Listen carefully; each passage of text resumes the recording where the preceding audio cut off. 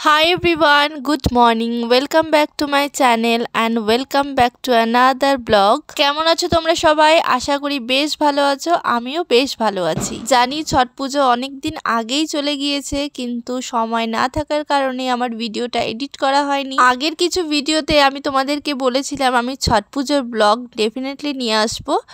তো এই যে আমি ছট পুজোর ব্লগ নিয়ে আমি চলে এসেছি। আগের দিন তো খরনা হয়েছিল, তার পরের দিন ঘুম থেকে উঠে সবাই তাড়াতাড়ি করে নিজেরা ফ্রেশ হয়ে নিয়েছে। তারপর একে একে সবাই সবার মতন কাজে লেগে পড়েছি। এদিকে কিন্তু আমার মা ঘুম থেকে উঠে ফ্রেশ হয়ে আগেই উনুন ধরিয়ে ঠেকুয়া ভাজতে বসে পড়েছে। যেহেতু একার দ্বারা সম্ভব না, আর আমাদের অনেক অনেক ঠেকুয়া বানানো হয়, প্রায় ধরো 30-35 কিলোর মতন, তাই সকলে মিলে একসাথে বসে পড়েছি। সবাই মিলে যদি আমরা সাজটাকে রেডি করে দিই তাহলে খুব তাড়াতাড়ি কাজটা ইজি হয়ে যাবে। তারপর এদিকে আমরা ফল সমস্ত কিছু ধুয়ে কুলো সাজাতে বসে পড়েছি। এরবার কিন্তু কুলো সাজানোর দায়িত্বটা কিছুটা আমার উপরেও ছিল আর আমার পিসিমণির উপরেও ছিল।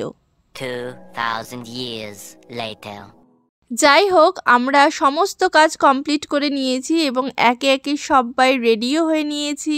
এরবার প্রস্তুতি আমাদের ঘাটে যাওয়ার। আমার দুই কাকা আর মা মিলে এই সমস্ত কুলোগুলো ডালাগুলো গাড়িতে উঠিয়ে নিয়েছে। চলো, সমস্ত কিছু কমপ্লিট, এরবার আমরা ঘাটের দিকে রওনা দিই। তোমাদের মধ্যে কার কার বাড়িতে ছট পুজো হয় আমাকে কিন্তু অবশ্যই কমেন্টে লিখে জানিও। তবে অনেকেরই ধারণা শুধুমাত্র বিহারিরাই এই পুজো করতে পারে। আর তোমাদের বলে রাখি, আমরা কিন্তু একদমই বাঙালি, আর বাঙালি হওয়া সত্ত্বেও আমাদের পুজোটা কিন্তু অনেক পুরনো। এই বছরের পুজো নিয়ে আমাদের পুজো 43 বছর হয়ে গিয়েছে। এই থেকে আমি মা একদমই খালি পায়ে হেঁটে এসেছি পুরো ঘাট পর্যন্ত, আর আমরা ঘাটেও পৌঁছে গিয়েছি। উপোস থাকা সত্ত্বেও আমার আর মার দুজনেরই কোনো কষ্ট হয়নি হাঁটতে। চলো তাহলে এরপর আমাদের নিজেদের ঘাটটাকে খুঁজে নিই এবং তাড়াতাড়ি করে পুজোর প্রস্তুতিও শুরু করে দিই। ফাইনালি আমরা আমাদের ঘাটে এসে পৌঁছে গেছি। এই যে হলো আমাদের ঘাট। কাকিমারা যেহেতু আগেই এসে পড়েছে, ওরাই পুরোটাই রেডি করে দিয়েছে। মাও ঘাটে নেমে পড়েছে। এরবার একে একে যারা আমরা উপোস করেছি তারাও জলে নামবো। এই পুজোর বিধি অনুসারে ঘাটে যারা উপোস করে তাদের নামতে হয় সূর্য ডোবার ঠিক আগে। যতক্ষণ না পর্যন্ত সূর্য ডুবে যাচ্ছে ততক্ষণ পর্যন্ত জলেই দাঁড়িয়ে থাকতে হয়। ওই যে দূরে দেখতে পাচ্ছ আমাদের বাড়ির ছোট্ট সদস্য মিঠি রানী, তো ওর কিন্তু এইবারে ছিল ছট পুজো প্রথমবার। তারাও তোমাদের একটু ভালো করে আমাদের পুরো ঘাটটা ঘুরে দেখায়। এই যে সামনে থেকে তোমাদের দেখিয়ে দিচ্ছি, এটা হলো পুরোটাই আমাদের ঘাট। জানো তো, এই প্রথমবার আমরা ঘাটে আমাদের বাড়ির 3 গোপুকেও নিয়ে এসেছিলাম।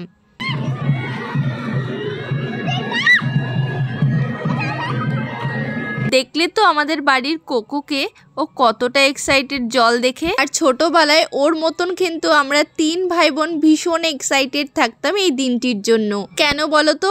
এই নদীতে এসে স্নান করতে পারবো যে, তার জন্য। বলে রাখি, এটা কিন্তু মহানন্দা নদী। যারা কিনা শিলিগুড়িতে থাকো তারা নিশ্চয়ই জানবে। দেখেছো, খুদে দুটার কোনো ভয় নেই, ওরা আপন মনে নদীর মধ্যে স্নান করেই চলেছে।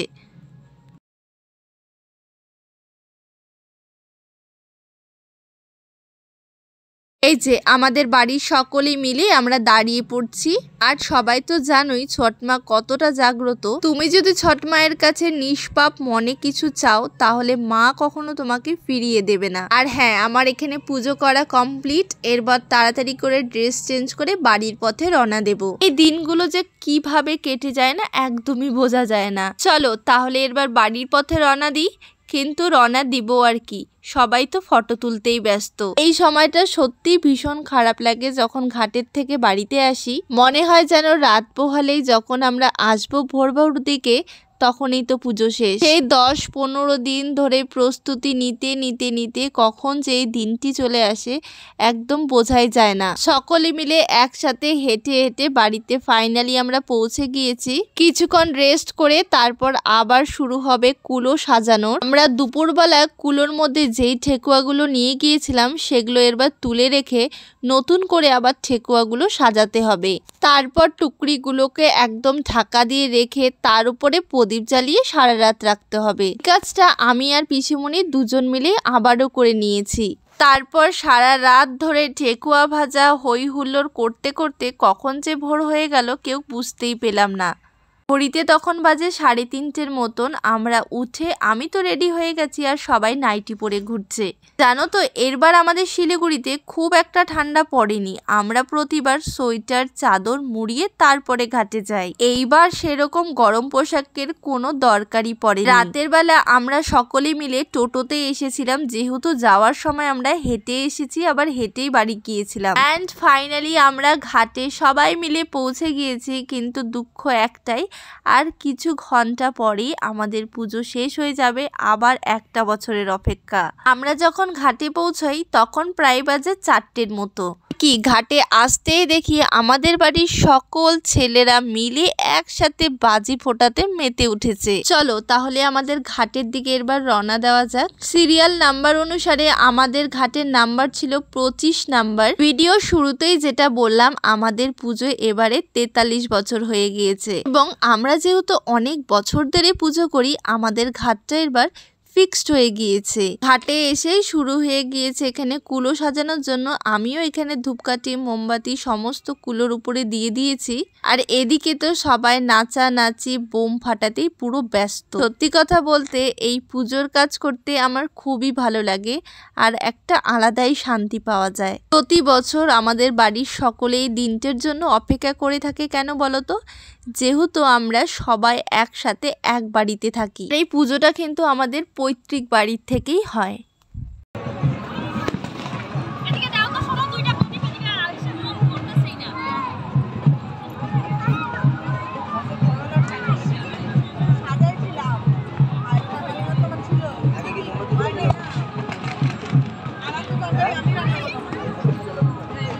দেখো তো আমাদের ঘাটটা সাজানো কেমন হয়েছে। আমাকে কিন্তু কমেন্টে লিখে জানাতে ভুলো না। রাতের অন্ধকারে ঘাটটা যেন একদম ছকমক করছে। কেউ ব্যস্ত ফটো তুলতে, আবার কেউ বা ব্যস্ত রিলস বানাতে। তাহলে চলো এরবার আমি সকলের সাথে তোমাদের আরো একবার ইন্ট্রোডিউস করিয়ে দিই। এই হলো আমার দিদি, আর ইনি হলেন আমার পিসিমণি। আর আমার মাকে তো ভিডিওতে অনেকবারই দেখেছো তোমরা। আর এই হলো আমি। আর আমি কিন্তু কোনো রকম মেকআপ করিনি, উইদাউট মেকআপে শুধুমাত্র ড্রেস পরে দুপাশে দুটো ঝুমকো লাগিয়ে চলে এসেছি ঘাটের পাড়ে। আর এবছরে আমাদের নতুন ঢাকি কিন্তু আমাদের কোকো সোনা।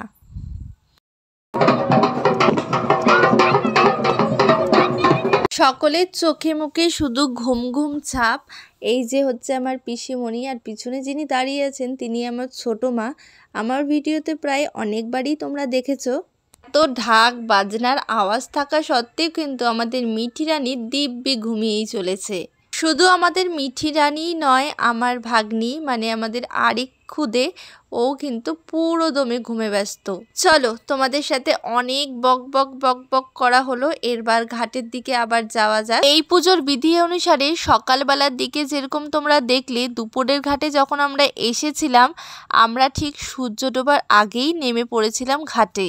আর সকালবেলার দিকে যতক্ষণ না পর্যন্ত সূর্য উদয় হচ্ছে ততক্ষণ পর্যন্ত তোমাকে জলেই দাঁড়িয়ে থাকতে হবে। এরবার শুধু অপেক্ষায় আমাদের সূর্যি মামা কখন দেখা দিবে এবং আমাদের পুজো তাড়াতাড়ি করে হয়ে যাবে। সূর্য উদয়ের পর একে একে কুলোগুলো আমার মাকে আর কাকিমাকে আমরা সবাই মিলে দিচ্ছিলাম জলে চড়ানোর জন্য। এরই মাঝখানে মার শরীর খুব খারাপই হয়ে গিয়েছিল, মাকে দেখেই বুঝতে পারছো। তাই উপর থেকে আমার বুনু আমাকে সমস্ত ডালিগুলো আমাকে এবং আমার কাকিমুনির হাতে দিচ্ছিল, যাতে কিনা খুব তাড়াতাড়ি মারা উপরে উঠতে পারে এবং ফ্রেশ হতে পারে। এই সময়টা আমি ভীষণভাবে ভয় পাচ্ছিলাম মোমবাতিটার জন্য, যদি গায়ে লেগে যায়। কিন্তু মা বললো যে না, এরকম কিছুই হবে না, তুই নিশ্চিন্ত মনে দিতে পারিস। তো আমি দিয়েছি, সত্যি সত্যি কিচ্ছু হয়নি, একদম যেরকম ছিল সেরকমই আমি নিয়ে এসেছিলাম। সব কিছু মায়ের ইচ্ছায়, মায়ের যদি ইচ্ছে না থাকে এগুলো কোনো কিছুই সম্ভব হয়ে ওঠে না। আর তোমরা নিজেরাও দেখতে পাচ্ছ, এত ঘোরানো সত্ত্বেও, এত হাওয়া থাকা সত্ত্বেও কিন্তু প্রদীপটা একেবারের জন্যই নিবেনি। যাই হোক, মাদের এখানে অনেকটা এগিয়ে এসছে, আর কিছুক্ষণ পরেই মারা উপোস ভাঙতে পারবে। এবারে হচ্ছে মেন আকর্ষণ, যেটা এই পুজোর, নারকেল ছোড়া। এই দেখতেই পাচ্ছ তোমরা নারকেল নিয়ে কিভাবে কাড়াকাড়ি করছে। তারপর আমিও নদীর মধ্যে আবার নেমে পড়েছি এখানে নারকেল ছোড়ার জন্য। আর পিছন দিকে দেখতে পাচ্ছ সবাই রেডি সেই নারকেল ধরবার জন্য। পাশ থেকে যারা দাঁড়িয়ে আছে তাদের দেখতে পাচ্ছ মনে হচ্ছে আমাকে হাতের থেকেই কেড়ে নিয়ে তারা বাড়ি চলে যাবে। আর হ্যাঁ, তোমাদের মধ্যে থেকে যারা এখনো চ্যানেলটাকে সাবস্ক্রাইব করোনি এক্ষুনি ভিডিওটা পজ করে আমার চ্যানেলটাকে সাবস্ক্রাইব করে দাও এবং বন্ধুদের সাথে তাড়াতাড়ি করে শেয়ারও করে দাও। সাবস্ক্রাইব বাটনের পাশে যে বেল আইকনটি আছে সেটাকে অল করে রেখো, যাতে কিনা আমি ভিডিও পোস্ট করার সাথে সাথেই তোমরা নোটিফিকেশন পেয়ে যাও। আমার তো নারকেল ছোড়া হয়ে গেছে, কার ভাগ্যে যে পড়েছে কে জানে। যাই হোক, আমাদের মিঠি সোনা এখানে ঘুমেই ব্যস্ত, আর ওকে কাকিমুনি জোর করে উঠাচ্ছিল যাতে কিনা ওকে একটু জলের মধ্যে পা ছুঁয়ে দেওয়া হয়। আমার নারকেল ভাসানোর কিছুক্ষণ পরে আমার পিসির মেয়ে মানে আমার বোন ও নেমে পড়েছে ফল ভাসানোর জন্য। আর পিছে দেখো কত মানুষ রেডি হয়ে গেছে ফলগুলো ধরবার জন্য। সত্যি এই মোমেন্টগুলো ভীষণ ভীষণ ভীষণভাবে এনজয় করি আমরা।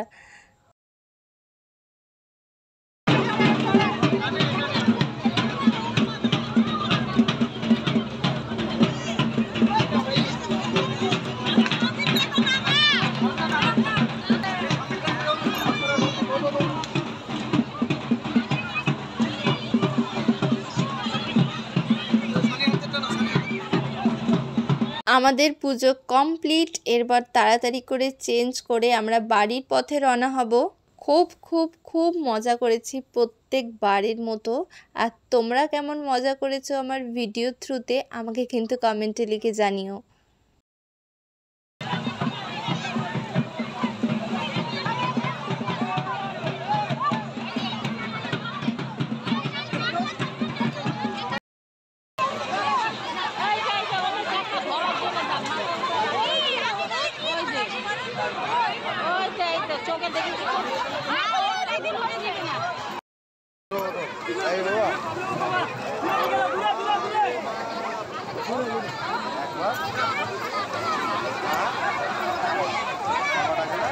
এই যে হচ্ছে আমার আরেক ভাই, যে কিনা একদম উঠতে চাচ্ছিল না, তো আমি ওকে বলছিলাম যে তুই কত স্নান করতে পারিস আমিও দেখবো। তার জন্য ওকে আর কি জল দিয়ে আমি পুরো ভিজিয়ে দিয়েছি যাতে কিনা তাড়াতাড়ি করে উঠতে পারে ও। চলো এবার বাড়ির উদ্দেশ্যে রওনা দিই, কারণ ভীষণ বকাবকি করছে বাড়ির লোকেরা। আর উপরে উঠতেই দেখি যে গাড়ির মধ্যে ডালিগুলোকে উঠিয়ে দিয়েছে, তার মানে এক্ষুনি আমাদের বাড়ি যেতে হবে। দাঁড়াও, যাওয়ার আগে আমার কাকার নাচটা একবার দেখে যাও।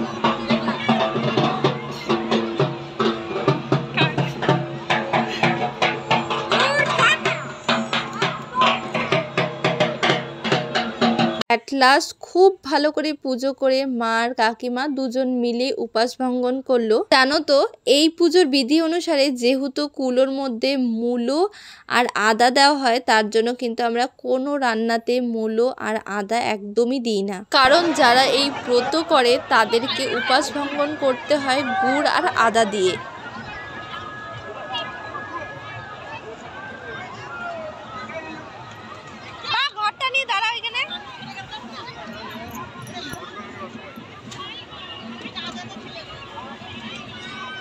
মা আর কাকিমা দুজন মিলে ঘর তুলে নিয়েছে ঘাটের পাড় থেকে। আর বাড়ি যাওয়ার আগে একে একে সবাই এসে এখানে ঘাট প্রণাম করছে।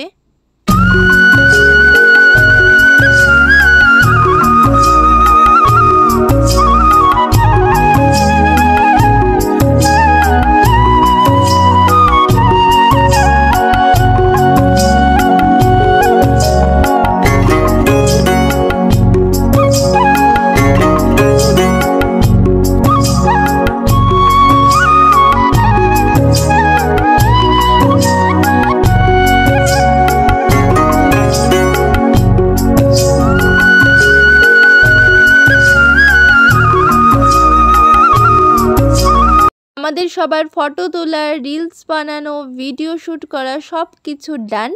এরবার আমরা হই হই করতে করতে বাড়ির পথে রওনা দিব। আরে দাঁড়াও দাঁড়াও, দেখো এই লাইনটি কত দূর পর্যন্ত গিয়েছে। আর এটা কিন্তু খিচুড়ির লাইন। প্রতি বছর আমরা খিচুড়ি নিয়ে যাই, কিন্তু এইবারে এই ঘাটের সামনে যে খিচুড়ি দিচ্ছে এটা আগে কখনো জানা ছিল না। সামনের দিকে আমরা কিন্তু খিচুড়ি নেব, তার জন্য তাড়াতাড়ি করো, চলো আমরা টোটোটা ধরে নিই।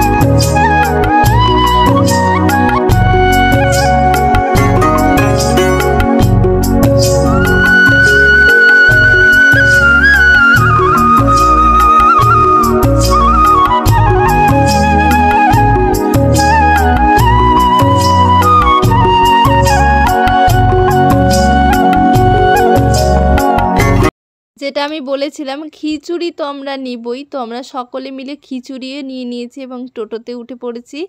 এরপর যাব বাড়ির দিকে। সারা রাত জেগেও কিন্তু আমার মুখে কোনো রকম ঘুমের ছাপ নেই, দেখে মনে হচ্ছে তোমাদের আমার ঘুম পেয়েছে। যাই হোক, জোকসা পার্ট, আমরা পৌঁছে গেছি বাড়িতে। এরপর আমাদের সবার একসাথে শুরু হবে ডান্স।